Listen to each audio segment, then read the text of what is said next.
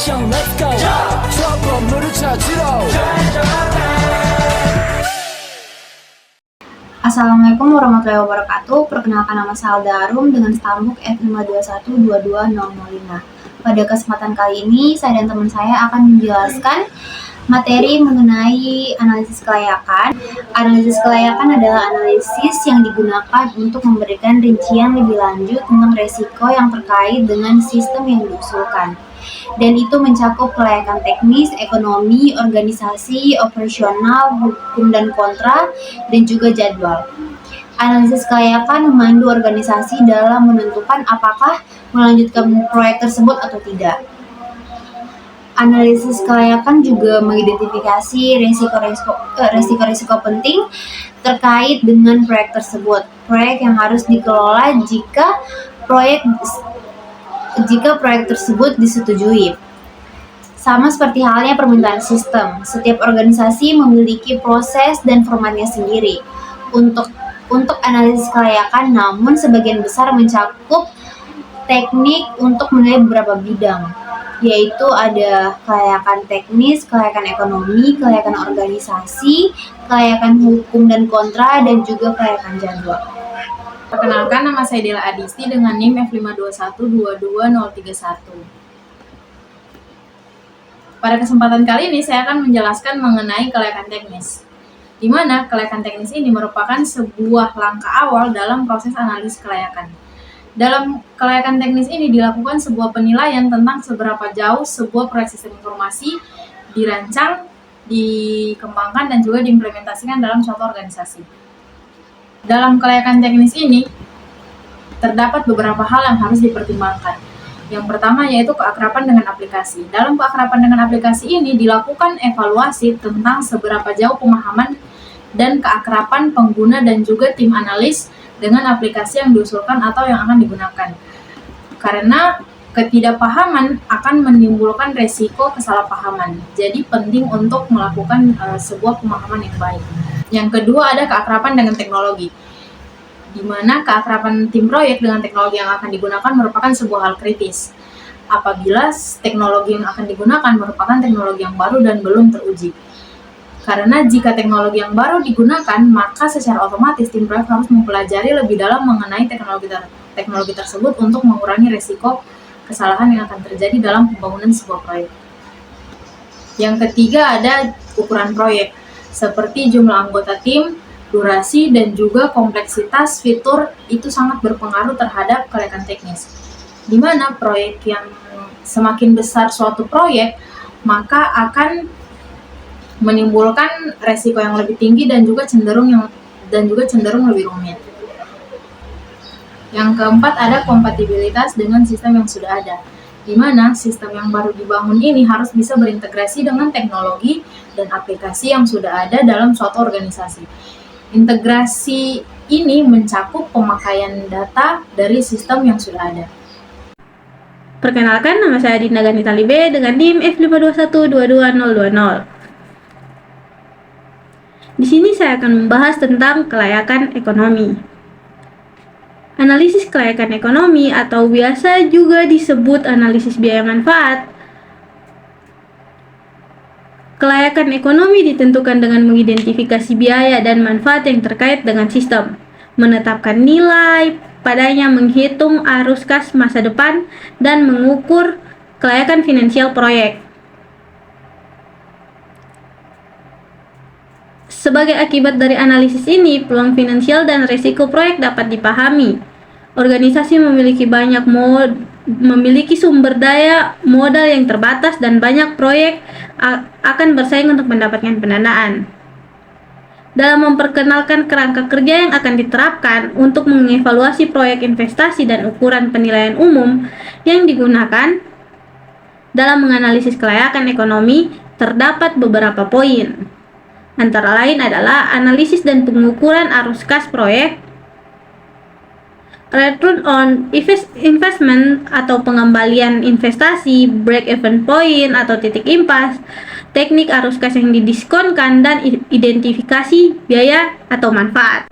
Analisis dan pengukuran arus kas proyek. adalah komponen vital dalam pengelolaan proyek teknologi informasi dan pengambilan keputusan investasi. Ketika kita berurusan dengan proyek teknologi informasi, kita seringkali menghadapi situasi di mana diperlukan investasi awal yang sangat signifikan untuk mengembangkan dan mengimplementasi solusi teknologi yang diharapkan akan memberikan manfaat di masa yang akan datang atau di masa depan. Dalam konteks ini, kita tidak hanya harus memahami manfaat yang akan diperoleh, tetapi juga harus mempertimbangkan biaya-biaya yang akan terus berjalan seiring berjalannya waktu. Inilah sebabnya mengapa penting untuk secara berkala mengukur dan menganalisis nilai proyek sepanjang rentan waktu tertentu. Ketika kita berbicara tentang nilai proyek, kita berbicara tentang aliran dana arus kas yang diperkirakan akan masuk dan keluar selama beberapa periode mendatang. Kita perlu memahami kapan dan berapa banyak manfaat yang akan muncul, serta sejauh mana biaya yang akan harus kita tangguh. Proyek teknologi informasi biasanya itu berlangsung selama bertahun-tahun. Jadi pemahaman tentang aliran kas yang akan datang sangat penting.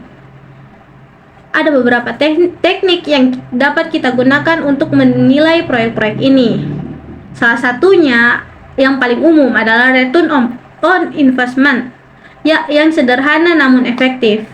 Pengembalian investasi mengukur rasio antara manfaat bersih proyek, total manfaat dikurangi total biaya dan biaya proyek. Selain itu, ada titik impas atau break-even point, adalah indikator kunci yang menunjukkan beberapa lama waktu yang dibutuhkan agar perusahaan dapat membalikan investasi awal dari arus kas bersih proyek. Ini memberikan gambaran tentang kapan proyek akan mulai menghasilkan keuntungan yang nyata. Namun, teknik yang lebih manjur atau yang lebih maju adalah net present value, yaitu mengambil inisiatif untuk memperhitungkan nilai waktu dari uang, mengukur selisih antara total nilai sekarang dari manfaat yang diharapkan dari proyek dan total nilai sekarang dari biaya proyek. Dengan ini kita mengakui bahwa nilai uang berubah seiring berjalannya waktu, dan setiap dolar di masa depan bernilai lebih sedikit daripada dolar hari ini. Pendekatan arus kas yang didiskonkan seperti yang diwakilkan di NPV memberikan kita perspektif yang lebih realistis dalam mengevaluasi proyek teknologi informasi. Ini membantu kita untuk membuat keputusan investasi yang lebih cerdas dengan mempertimbangkan nilai waktu uang. Tentu saja, dalam mengukur proyek, yang terakhir itu ada pengidentifikasian biaya dan manfaat proyek adalah langkah yang sangat penting. Hal ini memungkinkan kita untuk memprediksi kelayakan ekonomi proyek dan membandingkannya dengan alternatif yang ada. Meskipun perkiraan awal mungkin tidak selalu tepat, namun upaya untuk memperkirakan biaya dan manfaat proyek adalah langkah esensial dalam membuat keputusan bijak dalam dunia yang kompetitif ini. Di dalam dunia teknologi informasi yang terus berkembang, pemahaman tentang arus kas, nilai waktu, uang, dan estimasi biaya juga manfaat adalah kunci untuk mengambil keputusan yang bijak dalam mengelola dan memilih proyek-proyek yang paling menguntungkan dan juga relevan. Perkenalkan, saya Siti Wahyuni dengan stambuk F521220009. Saya akan membahas topik kelayakan organisasi dan operasional. Kelayakan organisasi adalah menilai organisasi kelayakan sistem, seberapa baik sistem pada akhirnya akan diterima oleh pengguna dan dimasukkan ke dalam operasi organisasi yang sedang berlangsung. Ada banyak faktor organisasi yang dapat berdampak pada proyek, dan pengalaman pengembang tahu bahwa kelayakan organisasi bisa menjadi kelayakan yang paling sulit dimensi untuk dinilai. Kelayakan organisasi, penilaian atau evaluasi terhadap kemampuan suatu organisasi atau perusahaan yang mencapai tujuan dan menciptakan nilai. Evaluasi kelayakan organisasi ini melibatkan berbagai aspek seperti finansial, operasional, strategis, sumber daya manusia, dan budaya perusahaan. Tujuan dari penilaian kelayakan organisasi adalah untuk memastikan bahwa organisasi dapat beroperasi secara efisien, menghasilkan keuntungan, dan mencapai tujuan. Selanjutnya, kelayakan operasional.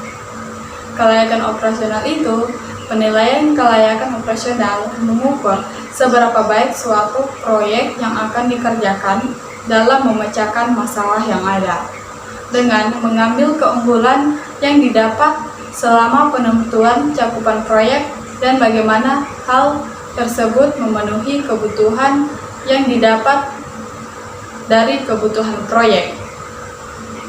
Penilaian kelayakan operasional fokus menentukan beberapa cocok suatu proyek terhadap kondisi existing, baik budaya dan proses bisnisnya. Untuk memastikan keberhasilan proyek, hasil operasional yang diinginkan harus dipertimbangkan selama perancangan dan pengembangan. Hal tersebut meliputi parameter yang tergantung pada rancangan, seperti kehandalan, kemudahan perawatan, daya dukung, kemudahan penggunaan, produktivitas, kemudahan pembuangan, keberlanjutan, keterjangkauan, dan lain sebagainya. Hasil dari proyek yang dapat berfungsi secara efektif apabila karakteristik teknis dan operasionalnya direkayasa sesuai dengan rancangan. Perkenalkan, nama saya Fadia Amalia Moidadi dengan NIM F52122014. Akan menjelaskan tentang kelayakan hukum dan kontrak.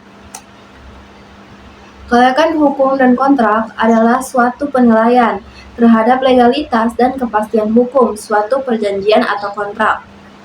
Penilaian ini dilakukan untuk memastikan bahwa perjanjian atau kontrak tersebut memenuhi syarat sahnya menurut hukum dan tidak bertentangan dengan peraturan perundang-undangan yang berlaku. Kelayakan hukum dan kontrak penting untuk dipertimbangkan dalam berbagai aspek kehidupan, termasuk bisnis, perdagangan, investasi, dan bahkan kehidupan pribadi seseorang. Dalam konteks bisnis, kelayakan hukum dan kontrak dapat membantu melindungi perusahaan dari risiko hukum dan kerugian finansial. Contoh dalam kasus pembangunan pabrik baru, perusahaan harus memastikan bahwa perjanjian kontrak pembangunan pabrik tersebut memenuhi syarat sahnya menurut hukum. Syarat sahnya perjanjian kontrak pembangunan pabrik tersebut antara lain. Yang pertama, kesepakatan, yaitu adanya persetujuan antara perusahaan dan kontraktor untuk membangun pabrik. Persetujuan ini harus diberikan secara bebas dan tanpa paksaan. Kedua, objek yang jelas tertentu, yaitu objek yang diperjanjikan, yaitu pembangunan pabrik harus jelas dan dapat ditentukan secara pasti. Ketiga, kausa yang halal, yaitu alasan atau sebab yang mendasari perjanjian kontrak pembangunan pabrik tersebut harus halal menurut hukum. Keempat, kemampuan para pihak untuk membuat perjanjian kontrak, yaitu perusahaan dan kontraktor harus memiliki kapasitas hukum untuk melakukan perbuatan hukum.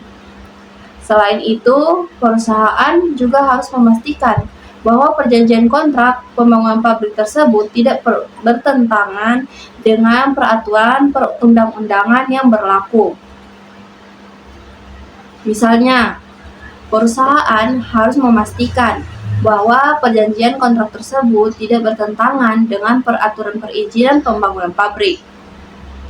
Maka penilaian kelayakan hukum dan kontrak dapat dilakukan oleh ahli hukum atau konsultan hukum dengan melakukan penilaian kelayakan hukum dan kontrak. Para pihak dapat meminimalisir risiko hukum dan kerugian finansial. Selanjutnya, saya akan menjelaskan tentang kelayakan jadwal. Kelayakan jadwal adalah penilaian terhadap kemampuan suatu proyek untuk diselesaikan dalam waktu yang ditentukan. Penilaian ini dilakukan untuk memastikan bahwa proyek tersebut dapat memenuhi tenggat waktunya dan tidak mengalami keterlambatan. Kelayakan jadwal penting untuk dipertimbangkan dalam setiap proyek, baik proyek bisnis, proyek pembangunan, maupun proyek penelitian. Keterlambatan dalam menyelesaikan proyek dapat menimbulkan berbagai kerugian, seperti biaya tambahan, kehilangan kesempatan, dan penurunan kepuasan pelanggan. Ada aspek-aspek yang perlu kita pertimbangkan dalam penilaian kelayakan jadwal. Yang pertama yaitu kompleksitas proyek. Semakin kompleks suatu proyek, semakin lama waktu yang dibutuhkan untuk menyelesaikannya. Oleh karena itu, proyek yang kompleks membutuhkan jadwal yang lebih realistis. Yang kedua, ketersediaan sumber daya. Sumber daya yang dibutuhkan untuk menyelesaikan proyek seperti tenaga kerja, bahan baku, dan peralatan harus tersedia dalam waktu yang tepat dan memiliki jumlah yang cukup. Kemudian ada potensi hambatan, yaitu yang dapat menghambat penyelesaian proyek seperti cuaca, kondisi pasar, atau perubahan peraturan. Maka harus dipertimbangkan dalam penyusunan jadwalnya. Ada beberapa tips untuk meningkatkan kelayakan jadwal. Yang pertama, melakukan perencanaan yang matang, sehingga akan membantu memastikan bahwa proyek dapat diselesaikan dalam waktu yang ditentukan. Kedua, komunikasikan jadwal kepada semua pihak yang terkait. Semua pihak yang terkait dengan proyek harus memahami jadwal proyek agar dapat bekerja sama untuk mencapai tujuan. Yang ketiga, melakukan pemantauan dan pengendalian jadwal secara berkala. Ini akan membantu memastikan bahwa proyek tetap berada di jalur yang benar. Dengan melakukan penilaian kelayakan jadwal secara cermat, perusahaan dapat meminimalisir risiko keterlambatan dan memastikan bahwa proyek dapat diselesaikan tepat waktu. Jadi kesimpulan yang dapat saya ambil dari hasil pemaparan materi kami ialah analisis kelayakan adalah suatu proses yang dilakukan sebagai studi pendahuluan untuk menilai apakah suatu ide proyek layak untuk dilanjutkan atau tidak. Proses ini melibatkan penggunaan alat analisis yang mencakup asumsi-asumsi seperti teknologi, fasilitas, peralatan, kebutuhan modal, dan aspek keuangan lainnya. Hasil dari analisis kelayakan ini digunakan dalam pengambilan keputusan terkait kelanjutan proyek. Studi ini merupakan langkah awal dalam pengembangan proyek dan bertujuan untuk menentukan apakah proyek tersebut memiliki konsep yang layak secara teknis dan ekonomis. Karena kompleksitasnya, analisis kelayakan seringkali dilakukan oleh konsultan luar yang memiliki keahlian dalam bidang keuangan dan teknis.